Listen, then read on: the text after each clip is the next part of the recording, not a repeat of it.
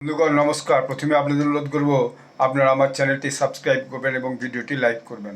পাকিস্তানের করাচিতে তুমুল বিস্ফোরণ ঘটছে একটার পর একটা, এবং এটা এই মুহূর্তের নতুন খবর। পাকিস্তানকে কাঁপিয়ে দিচ্ছে একের পর এক বিস্ফোরণ। এই প্রথম ঘটনাটা করাচিতে ঘটেছে, সেটা গুল প্লাজা বা গলিমার প্লাজা, যেটা হচ্ছে জিন্না রোড অবস্থিত, যেখানে জেনারেটার, ব্যাটারি, গ্যাস সিলিন্ডার ছিল এবং তার মধ্যে আগুন লেগে যায়। ফলে সেটা ভীষণভাবে আগুনে দগ্ধ হয়ে যায়। এবং এখন পর্যন্ত যে নতুন খবর এসছে, তাতে নাকি প্রায় 11 জন লোক মারা গেছে এবং 40 জন লোক আগুনে ঝলসে গেছে। এটা এবং ওখানেই পরপর দুটো ঘটনা ঘটে। তারপর দেখা যাচ্ছে যে করাচি বিমানবন্দরেও আরেকটা বড় বিস্ফোরণ ঘটেছে, যেটাও ব্যাটারি শিল্প সম্ভারের মতো সম্পর্কিত বলছে, যেখানে ব্যাটারি থাকতে ইত্যাদি দীর্ঘ সময় ধরে একটা পোড়া গন্ধ, ভয়ানক একটা তাপ চারদিকে ছড়িয়ে গেছে। এবং বারবার বিস্ফোরণের ফলে যে আরও অনেকের সন্দেহ হচ্ছে যে এখানে কোনো অস্ত্র তৈরির কারখানা ছিল কি না। এবং লজিস্টিক হিসেবে করাচি তো ভীষণ পরিচিত।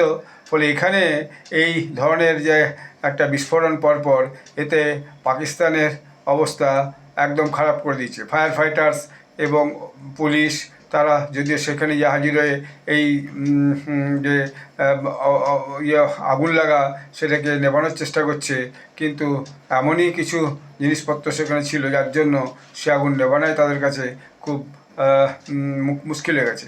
এখন প্রথমে এটাকে কেউ কেউ বলেছিল এর মধ্যে ইরান কোনো কারণে করাচির উপর আক্রমণ করছে না, কারণ ইরান নাকি তাদের দেশে যারা প্রোটেস্ট করছে তাদের মধ্যে কিছু লোককে পেয়েছে যারা আমেরিকান অস্ত্রশস্ত্র নিয়ে প্রতিবাদ করছে এবং তারা পাকিস্তানি লোক। ফলে কিছু লোক সন্দেহ করছিল এটা আমেরিকা হয়তো ভেতর থেকে পাকিস্তানের সাহায্যে ইরানে গোলমালটা পাকানোর চেষ্টা করছে। এর বাইরে বালুচিস্তান নেতৃত্ব পাকিস্তানের যে কর্তৃত্ব তাকে দিনের পর দিন অস্বীকার করছে, এবং সেই বালুচ গোষ্ঠীগুলোও নতুন করে তৎপরতা দেখাচ্ছে। ফলে পাকিস্তানে এখন একটা ভয়ানক অস্থিরতার মধ্যে চলছে।